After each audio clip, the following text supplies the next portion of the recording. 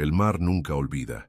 15 años después, la mochila de Isabela Torres vuelve a la orilla de Valparaíso. La imagen es tan simple como perturbadora.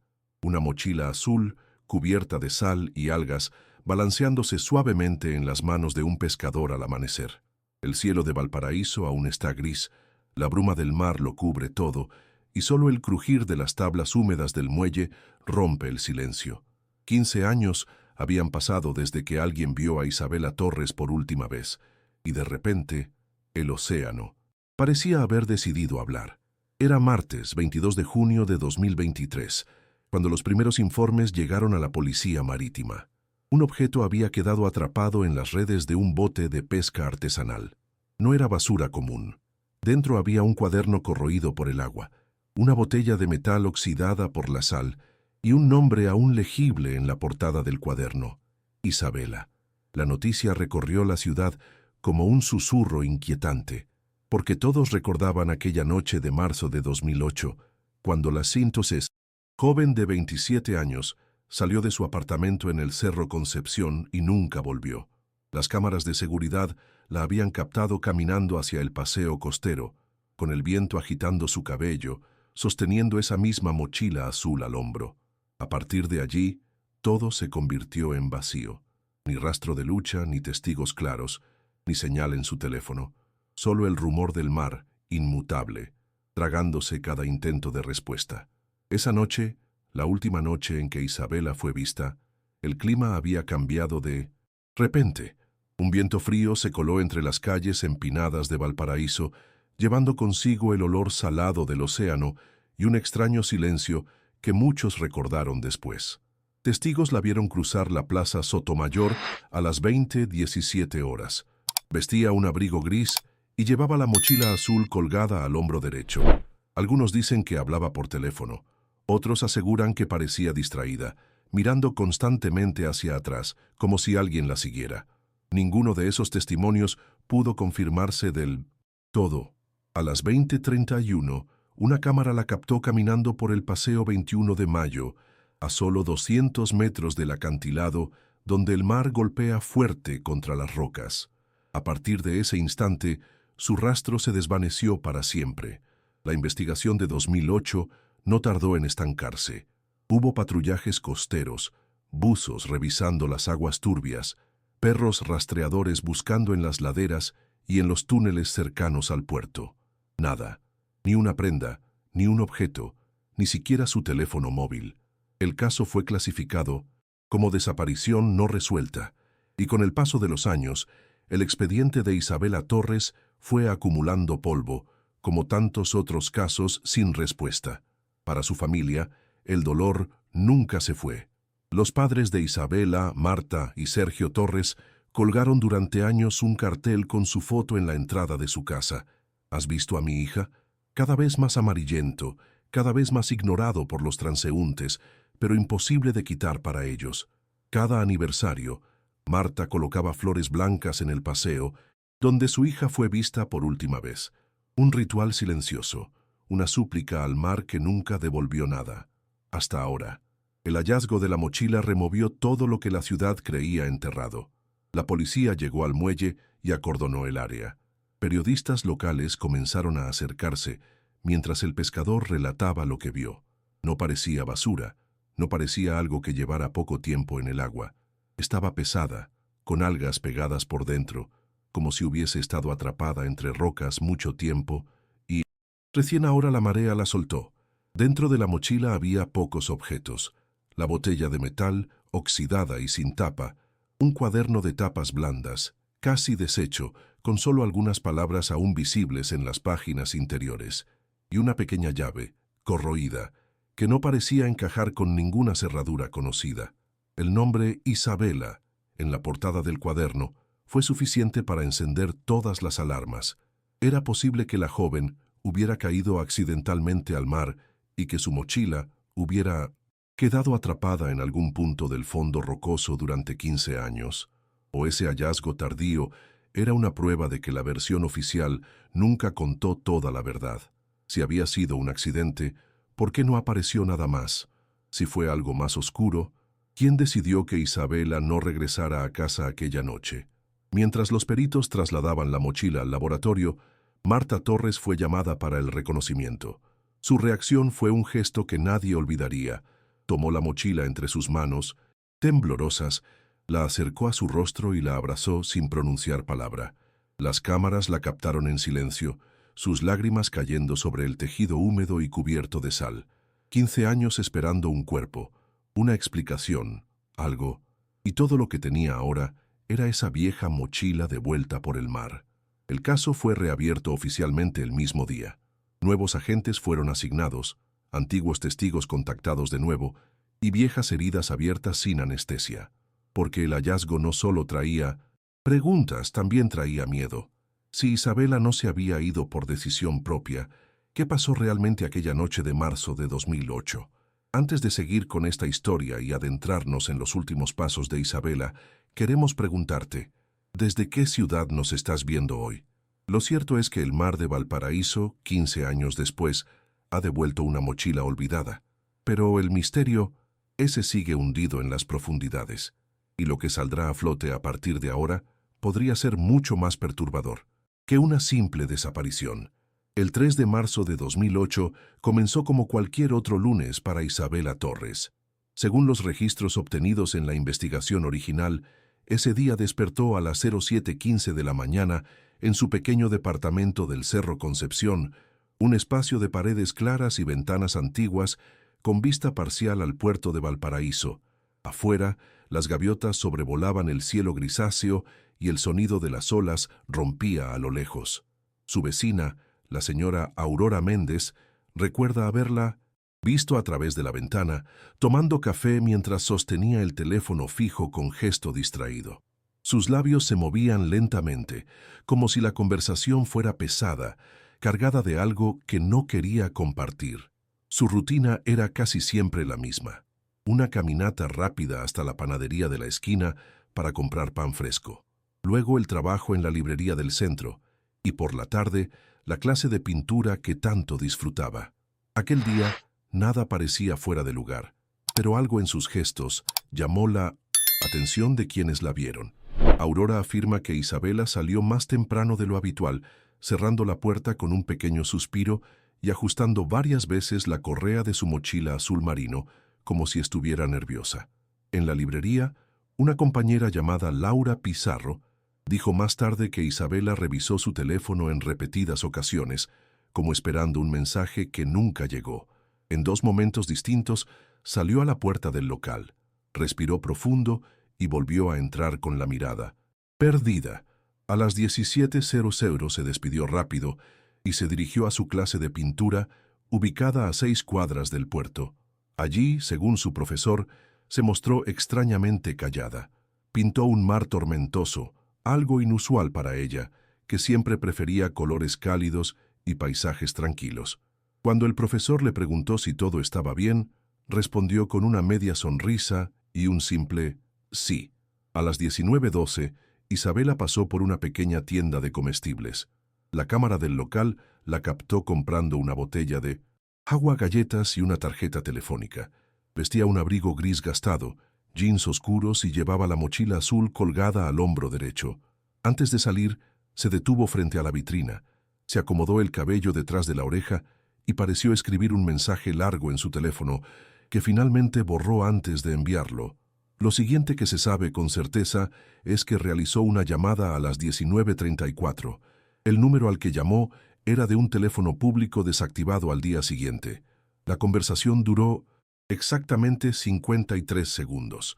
Los peritos intentaron recuperar el audio, pero solo pudieron aislar una frase masculina en tono bajo. ¿Estás segura?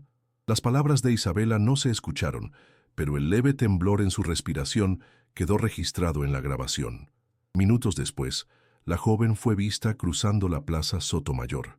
Caminaba rápido, apretando los puños dentro de los bolsillos, mirando varias veces hacia atrás. Un taxista aseguró que un hombre de chaqueta oscura parecía seguirla a unos 20 metros. Esa pista nunca se comprobó. Las cámaras de la zona estaban fuera de servicio por mantenimiento. A las 20:12 envió un último mensaje. Voy a caminar un rato, nos vemos después. La destinataria, su mejor amiga, Ya dormía y no lo leyó hasta la mañana siguiente. Este SMS se convirtió en la última prueba de vida confirmada. Las imágenes finales la muestran en el Paseo 21 de Mayo.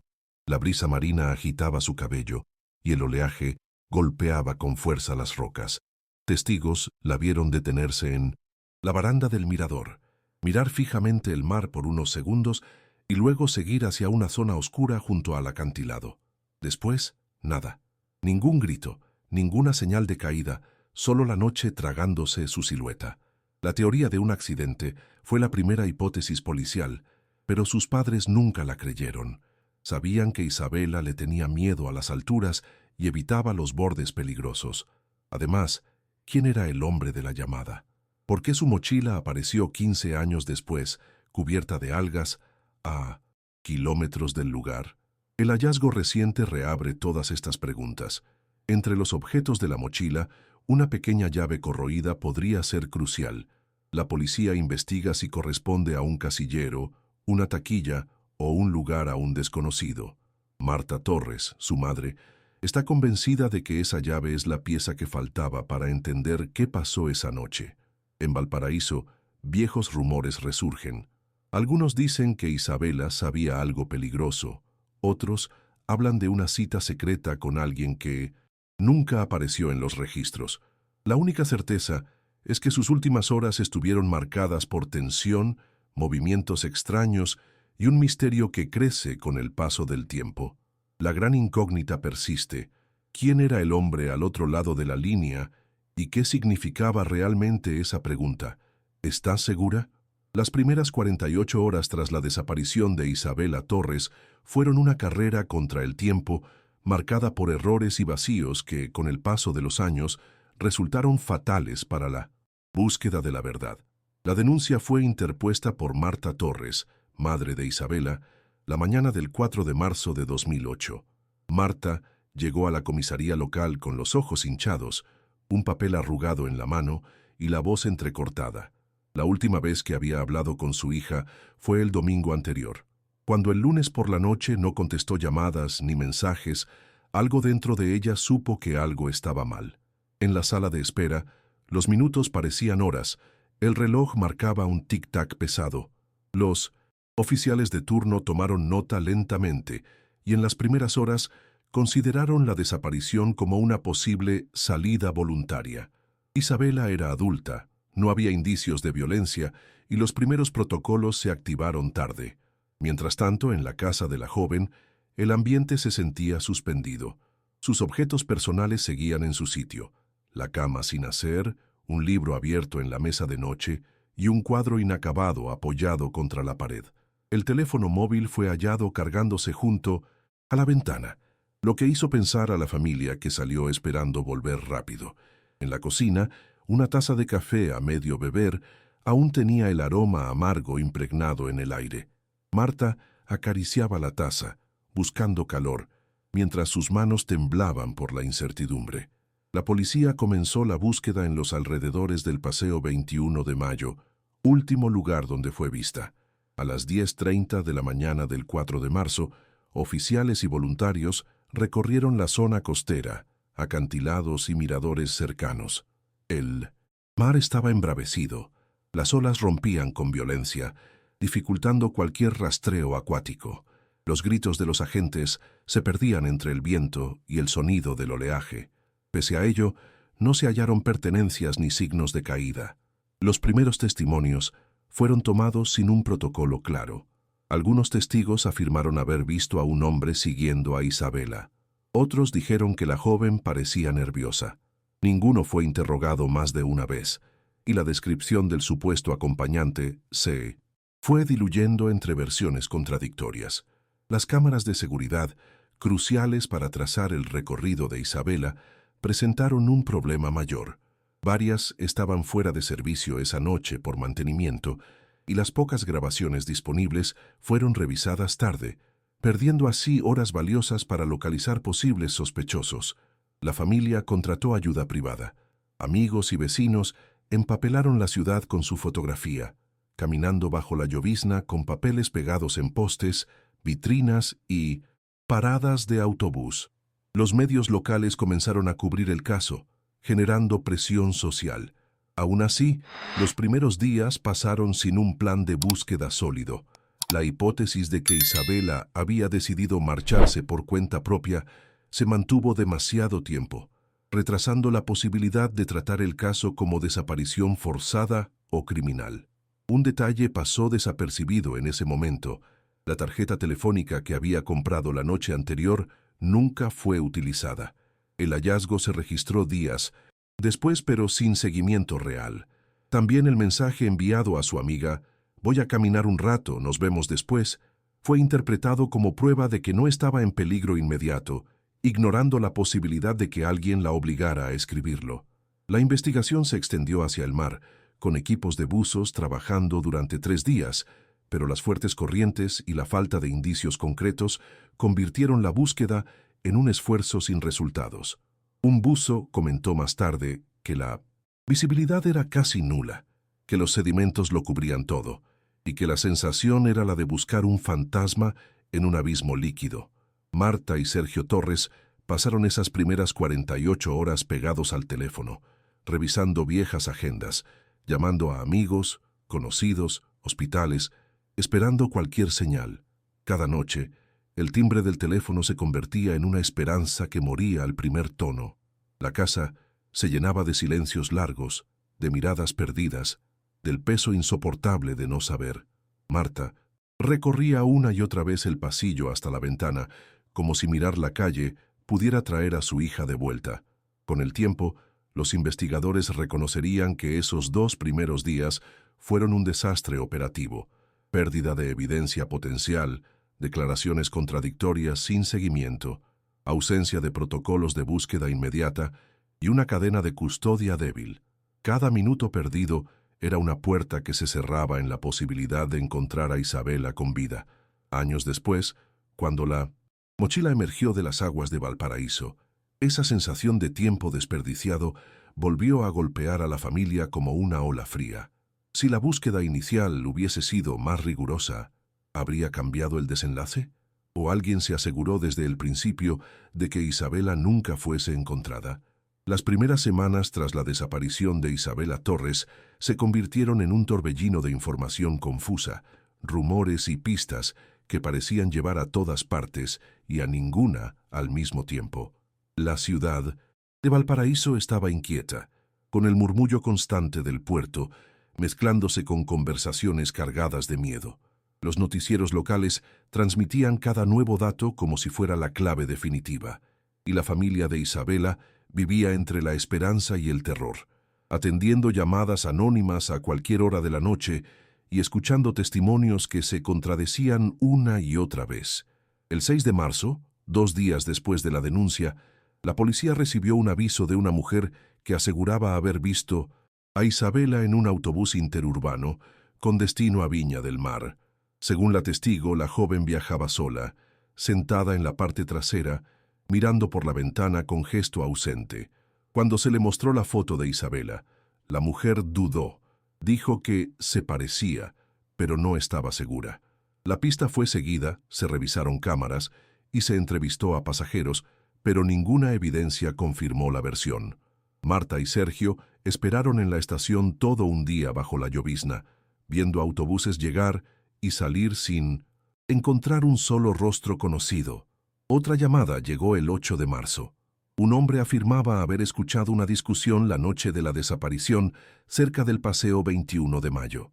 Decía que un grito femenino fue seguido de un portazo de coche y luego el sonido de neumáticos acelerando. Al intentar obtener más detalles, el hombre cambió su historia varias veces, diciendo primero que el vehículo era rojo, luego gris, finalmente que tal vez era solo un taxi. La policía lo descartó como testigo fiable, pero el relato encajaba con rumores de un coche sin identificar merodeando la zona esa noche. Marta recuerda mirar a los oficiales con los ojos abiertos de desesperación, rogando que no dejaran pasar esa pista. La presión mediática comenzó a crecer. Programas de radio abrían sus líneas a oyentes que decían tener información, la mayoría inventada o irrelevante. En bares, cafés y mercados, la gente susurraba teorías. Algunos afirmaban que Isabela había sido vista en locales nocturnos, otros que se había subido a un barco extranjero. La policía debía filtrar decenas de pistas, mientras reporteros seguían a la familia hasta su casa, apuntando micrófonos mientras Marta intentaba contener el llanto. Los investigadores centraron sus esfuerzos en el círculo cercano de Isabela. Interrogaron a colegas de la librería, compañeros de pintura, vecinos y amigos. Ninguno sabía de conflictos recientes, aunque una amiga mencionó una relación antigua que había terminado mal un año antes. El exnovio fue interrogado varias veces, proporcionando una coartada sólida, pero los rumores de un drama personal se instalaron en la ciudad y desviaron la atención pública del posible crimen. En paralelo, los padres recibieron varias llamadas anónimas. Una voz masculina les dijo: «Si quieren volver a verla, no hablen con la policía». Otra afirmó que Isabela estaba secuestrada en un galpón cerca del puerto. Cada pista generaba operativos que terminaban en callejones vacíos, galpones abandonados o direcciones inexistentes. Marta, con las manos temblorosas, sostenía el teléfono mientras Sergio golpeaba la mesa con impotencia al escuchar otra pista falsa. Cada falso aviso era una esperanza que se rompía en 1000 pedazos. Las contradicciones también surgieron entre los primeros testigos. Una pareja que inicialmente aseguró haber visto a un hombre siguiendo a Isabela cambió la descripción del sospechoso en 3 ocasiones, pasando de un joven alto con capucha a un hombre mayor con sombrero. Otro testigo dijo que la vio hablando con alguien en la plaza, pero no recordó su rostro ni su ropa, solo que parecía nerviosa y gesticulaba mucho. Los registros de las llamadas de Isabela no aportaban claridad. El número misterioso al que habló aquella noche seguía siendo un hilo muerto. La policía elaboró un mapa de posibles rutas, llenando un tablero con fotos, líneas rojas y horarios, pero cada recorrido terminaba en un punto ciego. Las imágenes de cámaras eran fragmentarias, sombras borrosas, siluetas lejanas que podrían ser cualquiera. El sonido del reloj de la comisaría marcaba cada hora perdida mientras los padres esperaban noticias sentados en sillas duras, rodeados de carpetas y miradas cansadas de funcionarios que ya parecían resignados. Las semanas pasaban y Valparaíso se acostumbraba poco a poco a los carteles con su foto en las calles. La intensidad inicial de la búsqueda se fue apagando, pero en la casa de la familia Torres, el teléfono seguía siendo una fuente constante de esperanza y angustia. Marta atendía cada llamada con la voz quebrada, preguntando: «¿Saben algo de mi hija?», solo para escuchar respuestas vacías o crueles bromas anónimas que dejaban a la familia en lágrimas y silencio. Las pistas falsas no solo confundieron a la policía, también destruyeron lentamente la confianza de la familia en las autoridades. Cada día sin respuestas, cada rumor sin fundamento, era una herida nueva, un recordatorio de que el tiempo pasaba y la verdad parecía alejarse más. Y, sin embargo, entre todas esas mentiras y errores, podía haber un hilo de verdad perdido en el caos, una pista real que nadie supo ver a tiempo. 15 años después, con la mochila emergiendo del mar, esa pregunta vuelve a pesar. ¿Cuántas de esas primeras pistas fueron solo ruido y cuántas podrían haber llevado a la verdad si alguien las hubiera seguido hasta el final? Con el paso de las semanas, la desaparición de Isabela Torres dejó de ser solo un caso policial para convertirse en una herida abierta en Valparaíso. Cada calle, cada esquina donde alguna vez se pegaron carteles con su rostro, se volvió un recordatorio de la incertidumbre y del miedo latente que se instaló en la ciudad. El aire parecía más pesado, los vecinos hablaban en susurros y el nombre de Isabela flotaba en las conversaciones como una plegaria rota. Marta y Sergio Torres intentaban sobrevivir a la rutina de la espera. Las mañanas eran un acto de fe. Marta se levantaba temprano, preparaba café y se sentaba frente al teléfono fijo, como si esperara que el simple gesto de estar allí pudiera hacer sonar la llamada que cambiaría todo. Sergio salía con la foto de su hija arrugada de tanto sostenerla, preguntando a vecinos, mostrando la imagen en estaciones de autobús, en el puerto a taxistas y comerciantes. «¿La han visto?», repetía una y otra vez, mientras los ojos de los extraños se llenaban de pena. Cada negativa, cada mirada que decía Lo siento, no sé nada. Era un golpe más a la esperanza. El silencio en la casa se volvió un personaje en sí mismo. Por las noches, Marta dejaba la puerta del cuarto de Isabela entreabierta, incapaz de cerrarla del todo. La cama permanecía intacta, con la manta doblada y el aroma tenue del perfume de su hija impregnado en la ropa colgada detrás de la puerta. Había momentos en que ambos creían escuchar pasos en el pasillo o el sonido de la llave en la cerradura, solo para descubrir que era la imaginación jugando con el deseo de tenerla de vuelta. En la mesa del comedor, los platos quedaban puestos para 3, aunque sabían que solo cenarían 2. La comunidad también cargaba con la desaparición. Al principio, las misas, vigilias y marchas de velas reunían a decenas de personas. La Plaza Sotomayor se llenaba de carteles, fotografías y mensajes escritos a mano. «Vuelve pronto, no te olvidamos». Una anciana llevaba flores frescas cada viernes. Niños pequeños preguntaban a sus padres quién era esa chica de los carteles. Con el tiempo, la multitud se fue reduciendo, pero siempre quedaban unas pocas manos sosteniendo velas encendidas frente al mar, cada aniversario, recordando a Isabela y a otros desaparecidos de la región. Las velas parpadeaban en la brisa fría, iluminando rostros cansados y lágrimas silenciosas. La prensa, que al inicio había seguido cada pista, empezó a dar menos cobertura. Nuevos casos ocupaban los titulares, y la historia de Isabela pasó a las páginas interiores, a los programas de madrugada. Marta guardaba recortes de cada artículo en una carpeta azul, que con los años se llenó de papeles amarillentos, notas de programas de radio y cartas de extraños que decían: «Soñé con tu hija, sigue viva». Cada palabra alimentaba una chispa de esperanza y al mismo tiempo abría nuevas heridas. Algunas noches Marta leía esas cartas en voz baja, como si fueran mensajes enviados por Isabela desde algún lugar desconocido. En las calles, el nombre de Isabela se convirtió en advertencia. Madres aconsejaban a sus hijas no caminar solas de noche, no usar ciertas rutas, no confiar en desconocidos. ¿Te acuerdas de la chica que desapareció? Era una frase común, dicha en voz baja, como un eco de algo que nadie entendía, pero todos temían que pudiera repetirse. Los conductores de taxis y colectivos bajaban la radio al pasar por el Paseo 21 de Mayo, donde la ausencia de Isabela parecía gritar más fuerte que cualquier sonido. El peso del tiempo sin respuestas fue transformando a la familia. Sergio, que era conocido por su buen humor, comenzó a hablar poco, a caminar encorvado, a evitar las miradas. Marta alternaba días de lucha incansable, golpeando puertas de comisarías y medios, con otros en que la tristeza la mantenía en cama, abrazada a la chaqueta de Isabela. A veces, en medio de la madrugada, ambos se encontraban en la cocina sin dormir, compartiendo silencios rotos y preguntas que ninguno sabía responder. Los amigos intentaban consolarles, pero las palabras se sentían huecas frente a la ausencia. Los aniversarios se convirtieron en rituales dolorosos. Cada 3 de marzo, Marta colocaba flores blancas en el Paseo 21 de Mayo, donde su hija fue vista por última vez. Se quedaba de pie frente al mar, con el viento agitando su cabello y el sonido de las olas cubriendo el llanto que no podía contener.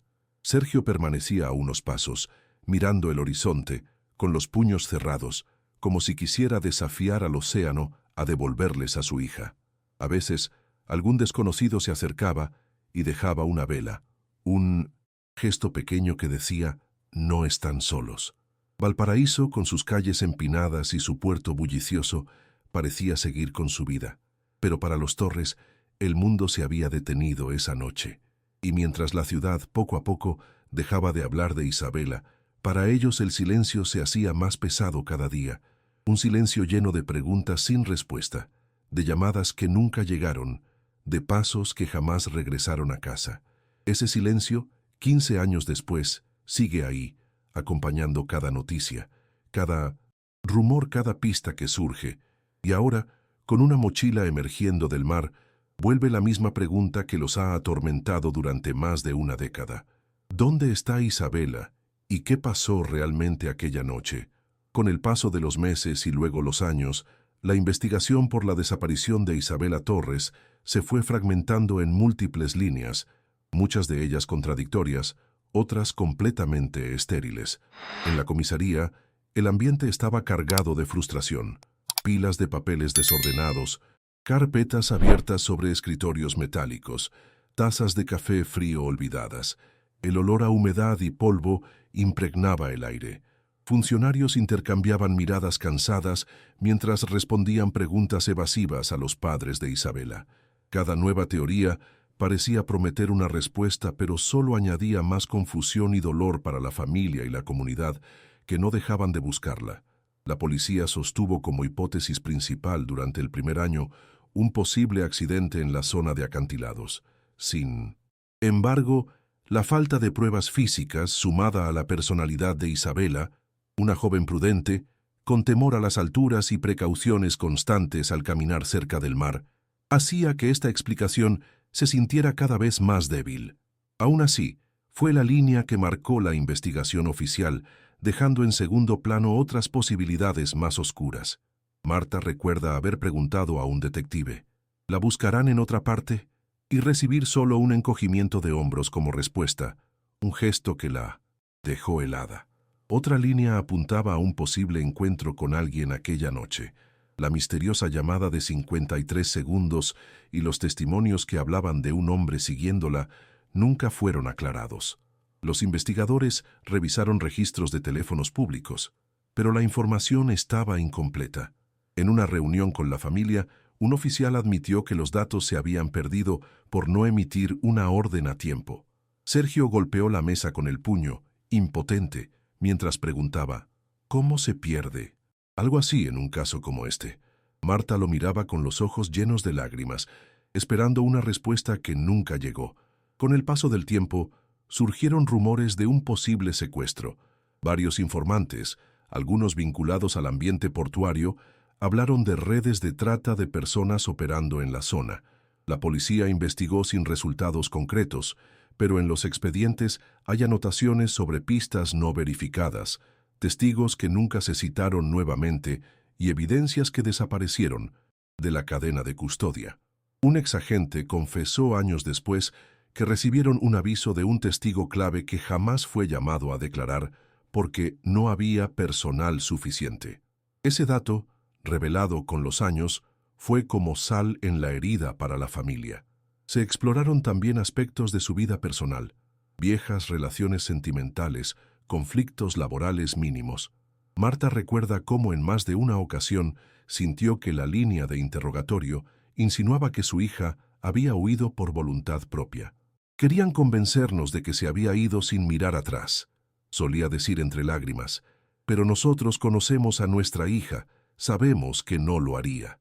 La impotencia de verse juzgada, en lugar de recibir ayuda, la acompañó durante años. El expediente del caso creció hasta ocupar varias carpetas gruesas, llenas de testimonios incompletos, fotografías de lugares buscados, informes forenses con conclusiones ambiguas. En los pasillos de la unidad de investigaciones, las carpetas de Isabela estaban marcadas con polvo, papeles doblados y notas amarillentas. Marta recuerda entrar una vez y ver una foto de su hija caída en el suelo, pisoteada por el ir y venir de los agentes. Se agachó a recogerla, con las manos temblorosas, sintiendo que la negligencia pesaba más que cualquier pista perdida. Uno de los errores más graves fue la pérdida de grabaciones de cámaras de seguridad. Días después de la desaparición, cuando se intentó recuperar imágenes de calles cercanas al Paseo 21 de Mayo, varios archivos habían sido sobreescritos por negligencia.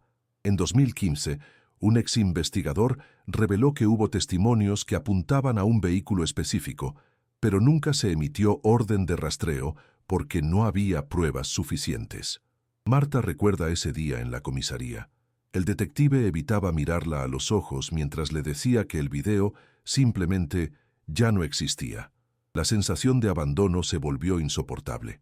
La familia comenzó a llevar un registro paralelo. Marta conserva copias de 1970 documentos, cartas enviadas a las autoridades y peticiones para reactivar líneas de investigación olvidadas. Sergio mantiene un cuaderno donde anotó cada pista recibida, cada llamada, cada rumor, cada error reconocido demasiado tarde. Páginas llenas de nombres, horas, lugares que nunca llegaron a nada.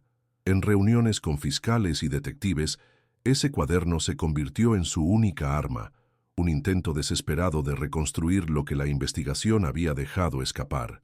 Hoy, 15 años después, el hallazgo de la mochila en el mar obliga a revisar todo el expediente. Los errores cometidos en los primeros días y las líneas que nunca se exploraron adecuadamente pesan como una losa sobre la investigación. Si aquella noche alguien estuvo con Isabela, si un vehículo la recogió o si fue víctima de un crimen organizado, todo pudo haber quedado en la oscuridad por falta de acción inmediata. La pregunta que resuena ahora, mientras los nuevos investigadores desempolvan viejas carpetas y la familia revive su dolor, es inevitable. ¿Cuánta verdad se perdió para siempre por culpa de la negligencia? ¿Y cuánta podría salir a la luz con esta nueva pista que el mar devolvió después de 15 años? Mientras la investigación oficial se estancaba entre papeles olvidados y errores acumulados, la calle nunca dejó de hablar. En Valparaíso, los rumores se extendieron como la bruma del mar, llenando bares, plazas y pasillos del puerto con versiones que intentaban explicar lo inexplicable.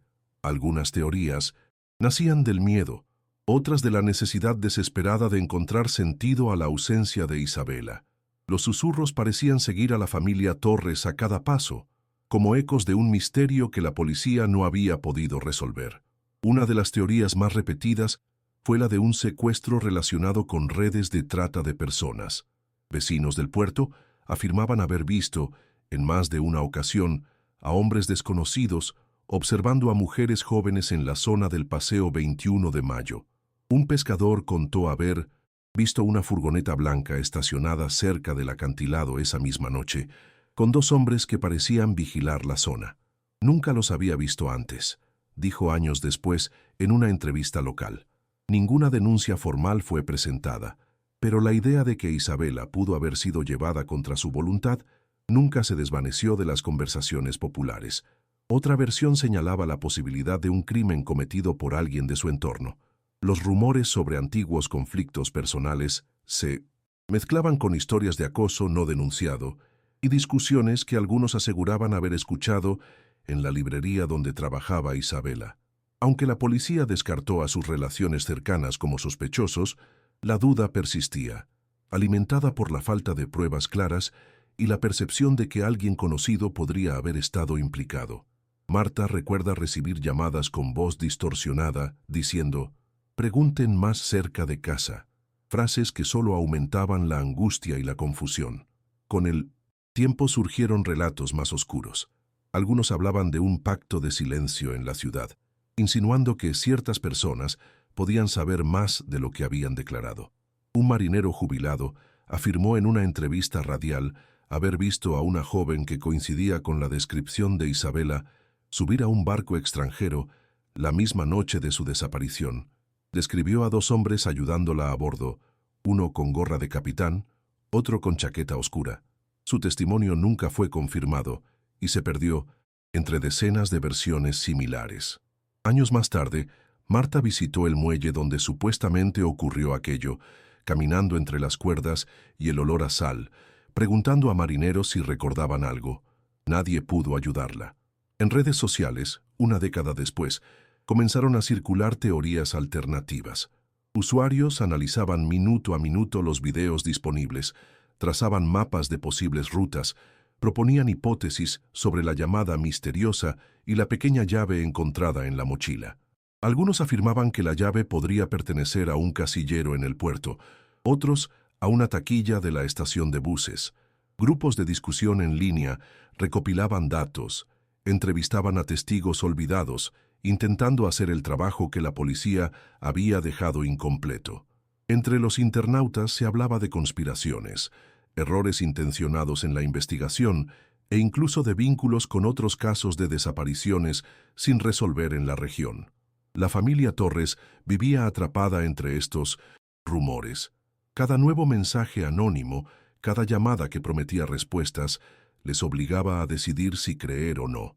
Marta recuerda noches enteras sentada en la cocina, leyendo correos electrónicos de desconocidos que aseguraban saber dónde estaba su hija. «La vi en Perú, está viva», decía uno. Otro aseguraba que fue llevada por gente peligrosa. Algunos pedían dinero a cambio de información. Otros solo enviaban detalles vagos, insinuaciones dolorosas que no llevaban a nada. Cada palabra era una daga que abría más la herida. Sergio, en silencio, apretaba los puños mientras escuchaba a su esposa leer esos mensajes, sintiendo una mezcla de rabia e impotencia que lo hacía levantarse y caminar sin rumbo por la casa. La ciudad también comenzó a cargar con estas historias. Los vecinos evitaban hablar del tema en público, temiendo ser señalados como inventores de rumores. Pero en privado, la pregunta siempre volvía. ¿Alguien sabía la verdad y decidió callar? Hubo testigos que nunca hablaron, por miedo o por complicidad. Un viejo comerciante del barrio confesó años después que la policía le pidió no difundir lo que había visto aquella noche, un coche oscuro que recogía a una joven cerca del paseo. «Me dijeron que no me metiera», declaró en un documental local. Sus palabras reavivaron la sospecha de que algo más grande estaba detrás de la desaparición. Incluso hubo quienes aseguraron que Isabela había sido vista en otras ciudades del país. Una mujer en Santiago dijo haberla visto pidiendo ayuda en una plaza.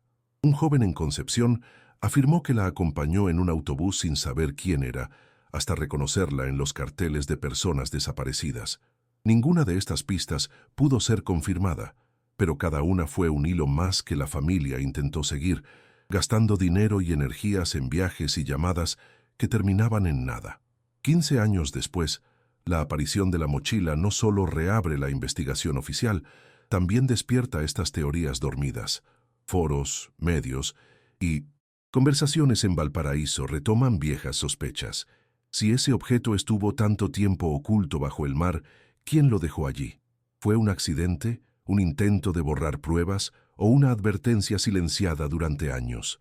El rumor, como el viento en la costa, nunca se detuvo del todo. Y ahora, con la única pista tangible emergiendo después de tanto tiempo, la ciudad vuelve a preguntarse, ¿qué verdades no oficiales podrían acercarse más a lo que realmente pasó con Isabela Torres aquella noche de marzo de 2008? El 22 de junio de 2023, amaneció gris en Valparaíso. La bruma cubría el puerto, el viento agitaba las aguas y las gaviotas giraban en círculos, emitiendo chillidos que se mezclaban con el rumor del mar agitado. A las 6:47 de la mañana, un pescador llamado Manuel Díaz regresaba de una faena rutinaria cuando notó algo extraño en sus redes. Al principio creyó que era basura arrastrada por la marea, pero el peso y la textura le parecieron diferentes. Al sacar el objeto, vio la mochila, azul cubierta de algas y sal incrustada.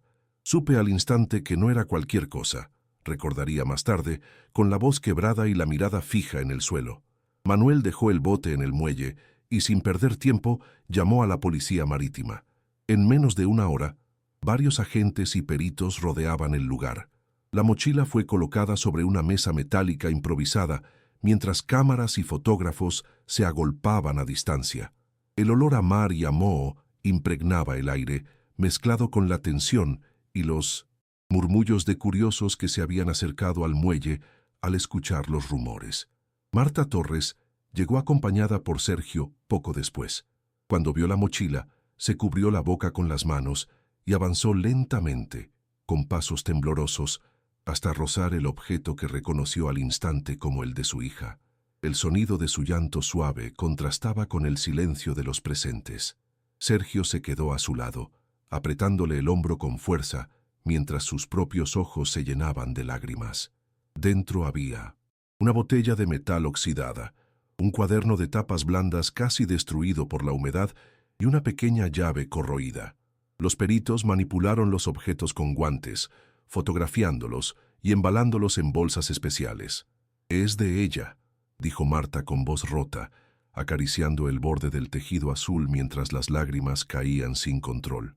La mochila había emergido después de 15 años, trayendo consigo una oleada de preguntas y un dolor renovado, como si la herida de la desaparición se hubiera abierto de nuevo de golpe.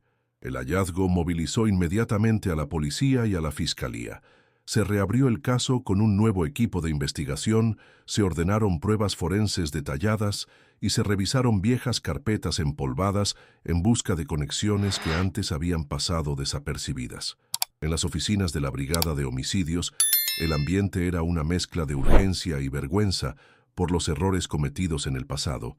Los pasillos olían a café recalentado y papel viejo. Los agentes hablaban en voz baja, conscientes de la mirada crítica de la prensa y la familia. La mochila fue enviada a un laboratorio especializado en Santiago. Los técnicos utilizaron equipos de secado y rayos ultravioleta para intentar rescatar cualquier rastro de ADN, huellas o restos de escritura en el cuaderno. Bajo ciertas luces, algunas palabras lograron leerse. Nombres de lugares, fragmentos de frases incompletas y la palabra espera, repetida 2 veces en páginas diferentes. Cada letra recuperada era un puñal y una esperanza a la vez para Marta, que esperaba noticias diarias del laboratorio. La llave encontrada fue otro enigma. De tamaño pequeño, corroída por el salitre, no parecía de una casa. Los investigadores sospechaban que podía pertenecer a un casillero o una caja de seguridad. La Fiscalía ordenó revisar estaciones de autobuses, terminales portuarias y depósitos de la zona, pero hasta ahora nadie había reconocido el diseño de esa cerradura. Sergio visitó personalmente varios lugares preguntando a empleados, mostrando la foto de la llave, aferrándose a la idea de que esa pieza podía abrir algo que revelara el destino de su hija. La prensa reactivó la cobertura del caso. Cámaras y micrófonos rodearon la casa de los Torres durante días. Marta y Sergio, visiblemente agotados, pidieron respeto y silencio para procesar la noticia. «No sabemos qué significa esto, pero necesitamos la verdad», dijo Sergio ante los medios, con el rostro serio y los ojos rojos de tanto llorar. Marta, a su lado, solo pudo añadir: «Por favor, si alguien sabe algo, que hable». La ciudad de Valparaíso volvió a llenarse de conversaciones sobre Isabela. En bares y estaciones, la gente comentaba el hallazgo, algunos esperanzados, otros temerosos de que solo fuera otro callejón sin salida. Viejos testigos reaparecieron voluntariamente para repetir sus declaraciones. Nuevas pistas comenzaron a surgir y la policía anunció que no descartaban ninguna hipótesis. Incluso algunos vecinos, que antes habían callado por miedo, se animaron a contar lo que vieron aquella noche. El océano había guardado la mochila durante 15 años. ¿Fue un accidente? ¿Un objeto arrastrado por las corrientes durante más de una década? ¿O alguien se aseguró de que permaneciera oculta hasta ahora? La reapertura del caso trajo consigo una certeza dolorosa para la familia. El misterio de Isabela no había terminado, y quizás nunca lo haga. Pero por primera vez en años, había algo tangible sobre lo cual construir una nueva búsqueda de la verdad. Con la mochila bajo custodia, los días siguientes al hallazgo se llenaron de movimientos frenéticos en la comisaría y en la fiscalía. Por primera vez en 15 años, había una pista tangible, un objeto que había acompañado a Isabela la noche de su desaparición. Las esperanzas se reavivaron, pero también el miedo de descubrir una verdad demasiado dolorosa. El ambiente en la ciudad se volvió denso. Cada esquina parecía susurrar el nombre de Isabela. Cada mirada se llenaba de preguntas sin respuesta. El equipo forense entregó los primeros informes preliminares. En el cuaderno, bajo luces especiales, aparecieron fragmentos de palabras. Una página contenía lo que parecía ser un horario: 20:30, Mirador. En otra, una frase apenas legible: espera en la curva. Los investigadores comenzaron a teorizar que Isabela podría haber tenido una cita planeada aquella noche, algo que nunca se había sabido antes. Marta y Sergio escucharon la noticia sentados frente a un oficial, las manos entrelazadas con la respiración contenida. ¿Significa que alguien la estaba esperando?, preguntó Marta con voz temblorosa. El detective no respondió, solo bajó la mirada hacia los papeles, evitando el peso de la pregunta. El silencio en la sala era tan espeso que se escuchaba el tic-tac del reloj en la pared. La llave seguía siendo un enigma. Expertos en cerraduras analizaron su forma y coincidieron en que podía pertenecer a una taquilla antigua, de estación o puerto. Los detectives recorrieron terminales olvidados, depósitos cerrados hace años, Preguntaron a trabajadores veteranos. Nadie parecía reconocerla. Sergio acompañó a los agentes en varias de esas visitas, caminando por pasillos polvorientos, observando filas de casilleros oxidados, con la esperanza de encontrar el que encajara. «Tiene que abrir algo. No puede ser inútil», murmuraba, mientras la frustración se reflejaba en su rostro cansado. A veces se detenía, apoyaba la frente contra las puertas metálicas frías y cerraba los ojos, como intentando sentir dónde podría estar la respuesta. Paralelamente, nuevos testigos se presentaron. Un hombre afirmó haber visto, la noche de la desaparición, una figura femenina siendo empujada dentro de un vehículo cerca del Paseo 21 de Mayo. Su declaración fue registrada, pero sin pruebas adicionales. Otro testigo, una mujer que vivía cerca del puerto, aseguró haber escuchado una discusión y un grito poco después de las 20:30. Sonaba como alguien pidiendo ayuda, dijo con la voz quebrada por los recuerdos. La policía comenzó a reexaminar los archivos de vehículos y llamadas de emergencia de aquella noche, encontrando inconsistencias en los registros que antes habían sido pasadas por alto. Los investigadores entrevistaron nuevamente a antiguos testigos de 2008. Algunos recordaban haber visto un coche oscuro estacionado cerca del acantilado. Otros hablaban de un hombre con chaqueta negra observando la zona. Ninguna de estas declaraciones fue tomada en serio en su momento, y ahora la memoria de los testigos se mostraba fragmentada, difusa, pero aún así aportaba nuevos ángulos que antes no se habían considerado. Un vecino del mirador describió haber visto a una joven caminando apurada hacia una camioneta estacionada sin luces. «Me pareció raro, pero pensé que la conocía», explicó con remordimiento por no haber intervenido. El hallazgo también atrajo a periodistas de todo el país. Documentalistas, reporteros y programas de investigación volvieron a Valparaíso. Las calles se llenaron de cámaras y micrófonos. Las redes sociales explotaron con teorías y debates. La presión pública obligó a las autoridades a prometer transparencia y avances en la investigación, algo que la familia Torres escuchó con escepticismo después de tantos años de silencio oficial. El eco del pasado parecía mezclarse con el presente. Lugares visitados en 2008 fueron revisitados. El mirador, donde fue vista por última vez, el sendero hacia el acantilado, la plaza donde hizo su última llamada. Marta y Sergio caminaron nuevamente esas calles acompañados por periodistas y policías, sintiendo que los fantasmas de aquella noche los observaban. Marta se detuvo frente a la baranda del mirador, apoyó la mano sobre el metal frío y dijo en voz baja: «Aquí estuvo, y alguien sabe qué pasó». Su voz se quebró, y Sergio simplemente le tomó la mano, compartiendo el peso del recuerdo. Los investigadores también descubrieron que algunos archivos del caso original habían desaparecido. Fotografías, declaraciones y grabaciones no se encontraban en las carpetas actuales. La hipótesis de encubrimiento volvió a surgir, añadiendo una capa más de desconfianza al proceso. «No solo la perdimos a ella», dijo Sergio a un reportero, «también perdimos la verdad en el camino». En su casa, Marta pasaba las noches leyendo una y otra vez las pocas palabras rescatadas del cuaderno, buscando un sentido, un patrón, algo que le diera una respuesta. La llave estaba sobre la mesa, junto a una vela encendida y una foto de Isabela. «Esta vez no voy a permitir que la olviden», susurraba mientras las lágrimas rodaban por sus mejillas. El caso volvía a respirar, pero la sensación era inquietante. Cada descubrimiento parecía acercarlos a la verdad, y al mismo tiempo a un peligro que aún no entendían del todo.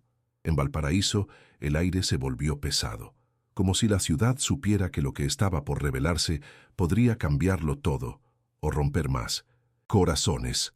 Tras la filtración de los primeros resultados forenses, Valparaíso parecía suspendida en un silencio expectante.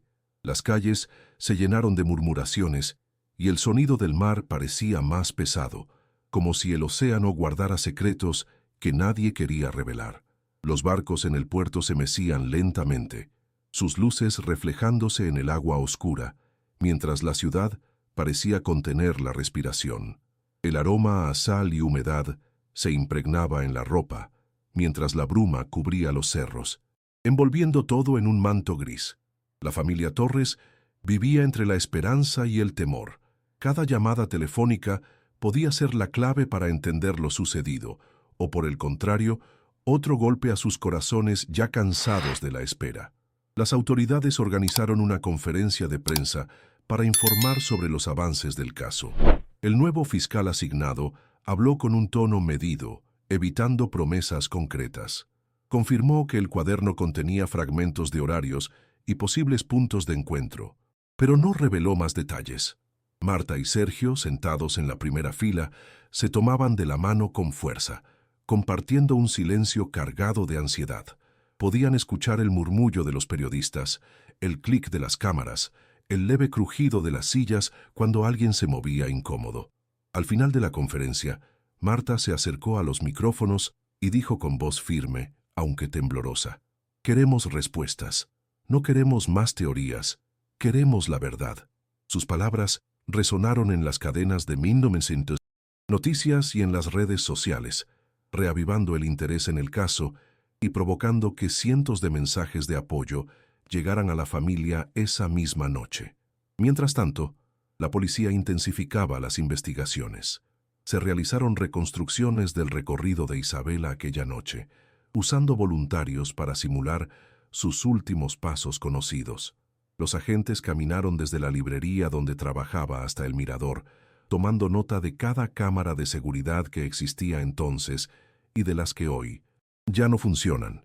Algunos vecinos recordaron haber visto movimientos extraños, luces de un coche estacionado y discusiones apagadas por el viento marino.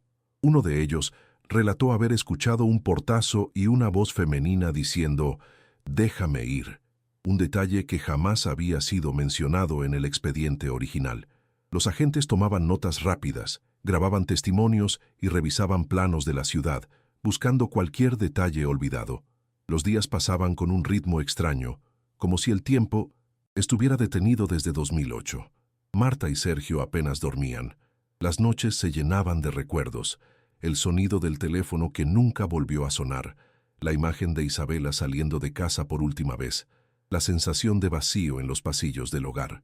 En la mesa del comedor la llave permanecía bajo una lámpara, junto al cuaderno rescatado, símbolos de una verdad que se sentía tan cerca y tan lejana al mismo tiempo. Marta la sostenía en sus manos durante horas, intentando recordar si había visto esa llave alguna vez antes, buscando un sentido que aún se le escapaba. A veces la acercaba al pecho, como si con el calor de su cuerpo pudiera despertar un recuerdo dormido. El equipo forense informó sobre la presencia de fibras desconocidas en la mochila, posiblemente de un vehículo. Los investigadores comenzaron a cruzar datos de vehículos registrados en la zona aquella noche, incluyendo los mencionados por testigos años atrás. Aparecieron discrepancias, placas nunca investigadas, reportes que no habían sido seguidos. La sensación de negligencia volvió a invadir el caso, encendiendo la indignación de la familia y de la comunidad. Sergio, en una entrevista improvisada frente a su casa, dijo: «Nos fallaron una vez, no pueden volver a hacerlo. Esta vez necesitamos la verdad, cueste lo que cueste». Sus ojos estaban rojos y su voz se quebraba, pero sus palabras eran firmes. Los medios de comunicación montaron guardia frente a la casa de los Torres. Los flashes de las cámaras iluminaban las ventanas al anochecer, mientras reporteros pedían declaraciones. Marta, agotada, pidió en una ocasión que la dejaran respirar, pero sabía que la atención mediática era la única presión que obligaba a las autoridades a no abandonar nuevamente la investigación. Algunos vecinos dejaban flores en la puerta de la familia, otros velas encendidas como un acto silencioso de apoyo. El barrio entero parecía compartir el mismo sentimiento de incertidumbre y desvelo. Valparaíso parecía vivir una segunda desaparición, no de Isabela sino de la verdad. Cada pista levantaba nuevas preguntas, cada testimonio traía consigo más dudas. La ciudad entera parecía caminar sobre un suelo frágil, temiendo que lo poco que se había descubierto se derrumbara de un momento a otro. En la fiscalía, agentes trabajaban hasta altas horas, revisando grabaciones antiguas, tomando declaraciones tardías, intentando encajar piezas que parecían no pertenecer al mismo rompecabezas. El cansancio se reflejaba en sus rostros, pero nadie se atrevía a abandonar la búsqueda. Y en medio de esa incertidumbre, una noticia inesperada llegó una noche. Un testigo anónimo se comunicó con la policía asegurando saber qué ocurrió con Isabela aquella noche de marzo. La llamada, breve y nerviosa, abrió una grieta de esperanza y miedo a partes iguales. «No puedo hablar mucho, pero sé quién la subió a ese coche», dijo la voz, antes de cortar abruptamente. Por primera vez en años, las autoridades parecían estar a un paso de mí noticiando una posible verdad. ¿Sería otra falsa pista o por fin la llave que podría abrir la puerta de un misterio que lleva 15 años en la oscuridad? Esa noche, el teléfono de la comisaría sonó pasadas las 11. La voz al otro lado era masculina, baja, temblorosa, como si las palabras pesaran toneladas. «No puedo hablar mucho, pero sé quién la subió a ese coche», dijo antes de cortar abruptamente. Solo dejó un nombre, incompleto, como un eco roto por la interferencia. El silencio que siguió fue ensordecedor. Los agentes se miraron entre sí, conscientes de que esa podía ser la pista que habían esperado por 15 años o una nueva mentira que abriría otra herida. La noticia llegó rápidamente a la familia Torres. Marta, con las manos temblorosas, escuchó la explicación del detective encargado. Cada palabra parecía un hilo delgado que la sostenía entre la esperanza y el miedo. «¿Van a encontrar a esa persona?», preguntó con la voz quebrada, mientras Sergio apretaba sus manos para contener el temblor. Nadie respondió con seguridad. Sergio apretó los puños, la mandíbula tensa, conteniendo una mezcla de rabia y deseo de que al fin se hiciera justicia. La habitación estaba en silencio, solo roto por el tic-tac insistente del reloj y la respiración agitada de ambos. La policía desplegó recursos inmediatos para rastrear la llamada. Se localizaron cabinas públicas, antenas, se revisaron cámaras de seguridad cercanas. Nada concreto. El viento salado del puerto soplaba mientras los agentes recorrían calles desiertas, preguntando a transeúntes tardíos si habían visto a alguien usando un teléfono público esa noche.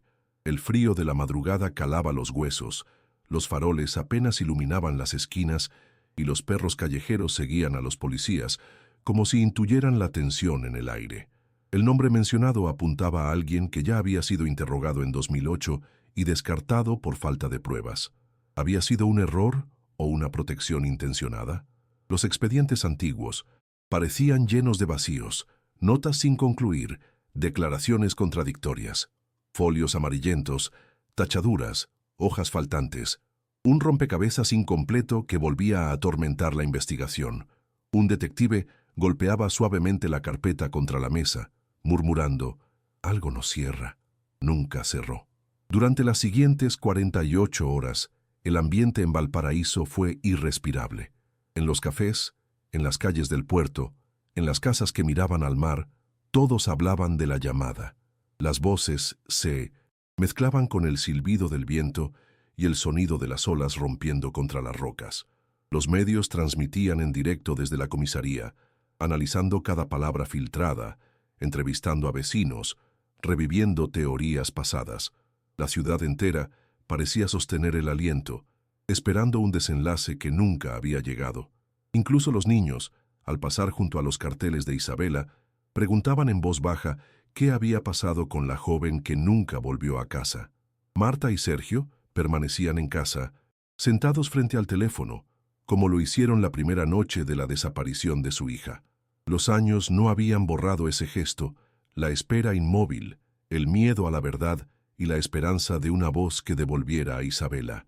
Sergio caminaba por el pasillo una y otra vez, los pasos resonando en el suelo de madera, mientras Marta acariciaba la foto de su hija. «Si alguien sabe la verdad, ¿por qué esperó tanto?», murmuró, apenas audible, como si hablara con el retrato. Sus ojos, rojos e hinchados, brillaban con una mezcla de rabia y súplica. El fiscal anunció que se interrogaría nuevamente al sospechoso señalado.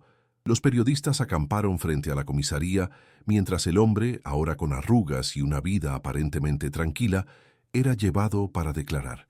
Su mirada evitaba las cámaras, los hombros caídos, el paso torpe. Dentro, bajo luces frías y el clic constante de una grabadora, negó cualquier implicación.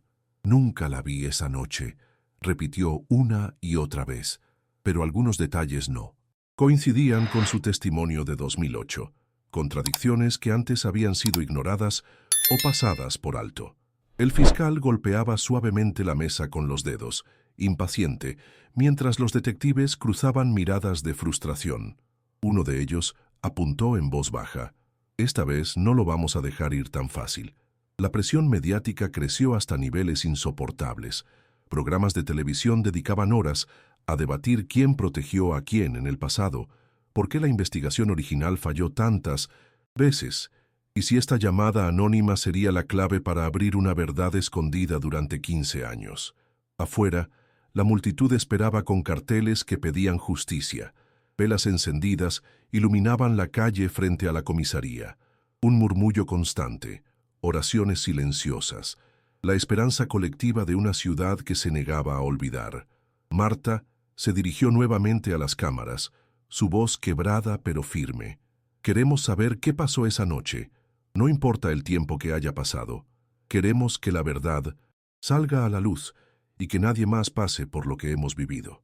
Sus palabras se esparcieron como un eco, encontrando resonancia en otras familias con historias similares, otras madres que levantaban fotografías de sus hijos desaparecidos, uniendo sus voces al reclamo de Marta.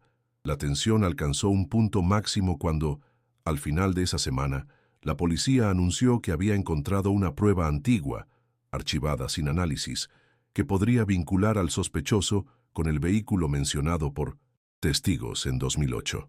La ciudad contuvo el aliento una vez más. La verdad parecía acercarse, pero la pregunta que todos temían permanecía en el aire. ¿Quién había callado durante 15 años y por qué? Queremos saber tu opinión. ¿Qué crees que realmente pasó esa noche? Han pasado semanas desde la misteriosa llamada anónima.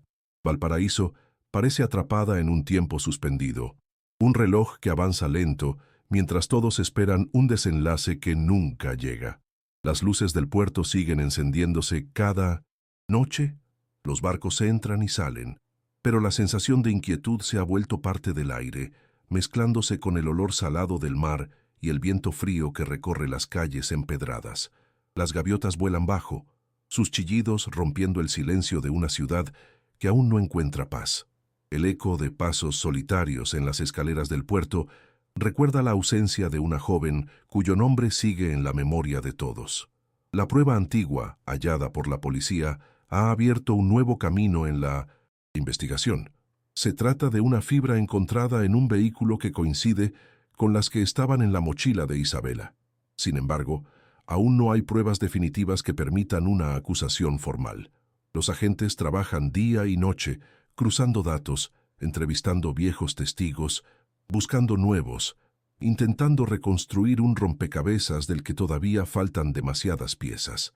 Las oficinas están llenas de papeles dispersos, fotografías amarillentas, mapas con líneas marcadas en rojo, un reflejo del caos de una verdad que sigue sin emerger.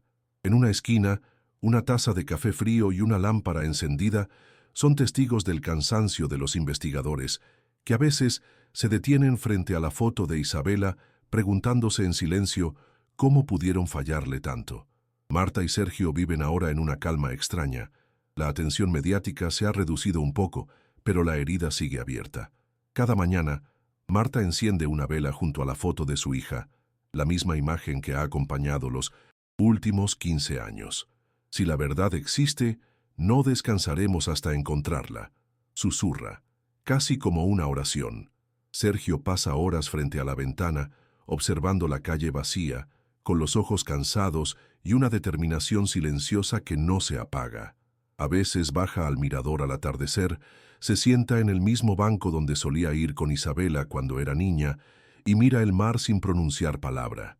El viento despeina su cabello mientras las lágrimas, silenciosas, recorren su rostro marcado por el tiempo. El mirador donde Isabela fue vista por última vez se ha convertido en un lugar de memoria. Flores frescas aparecen allí cada semana, dejadas por desconocidos. A veces, una carta doblada se encuentra bajo la baranda, con mensajes que dicen «No te olvidamos» o tu historia sigue viva. Los pasos de turistas se mezclan con el silencio respetuoso de los vecinos, y en ciertos días el viento parece traer un murmullo, como si la ciudad hablara en voz baja para recordarla. Las luces de los barcos se reflejan en el agua, formando un camino que parece perderse en el horizonte, como si invitara a seguir buscando. Los investigadores confirman que seguirán trabajando el caso, pero no hay promesas de una resolución cercana. La verdad sigue oculta bajo capas de silencio. Errores pasados y quizás secretos guardados por miedo o por poder. Nadie sabe cuánto más durará la espera. Las noches en la comisaría están llenas de susurros entre detectives, discusiones sobre decisiones tomadas en 2008, preguntas sin respuesta sobre quién dejó escapar la verdad. Las sensaciones de lucha contra un muro invisible que se niega a caer, de querer gritar y no ser escuchado. En la casa de los Torres, la llave encontrada en la mochila sigue sobre la mesa, al lado del cuaderno con palabras borrosas. Es un símbolo de todo lo que aún falta responder. Marta la sostiene algunas noches, sintiendo su frío metálico, y se pregunta qué puerta abre, qué verdad guarda detrás de ese silencio de 15 años. Sergio, sentado a su lado, a veces toma la llave entre sus dedos, ambos imaginando que algún día encajará en la cerradura correcta, revelando un secreto que podría cambiarlo todo. La luz de la vela parpadea, proyectando sus sombras cansadas en la pared, como si la ausencia de Isabela siguiera habitando la casa. El documental muestra entonces un texto en pantalla antes del cierre final, destacando el mensaje para la audiencia. Si esta historia te conmovió, ayúdanos a mantener viva la memoria de Isabela. Déjanos tu reflexión en los comentarios, dale me gusta, comparte este documental para que más personas conozcan su caso y suscríbete para no perderte los próximos relatos. Tu voz también importa. Luego, la última imagen muestra la costa de Valparaíso al atardecer. El mar inmenso se traga el horizonte, mientras la bruma cubre los cerros y las luces del puerto titilan como pequeños faros en la oscuridad. Se escuchan las olas romper contra las rocas, un sonido que parece eterno, como la espera de esta familia. La cámara se aleja lentamente, dejando el sonido del viento y del mar como único testigo de un misterio que aún sigue vivo, esperando ser resuelto algún día.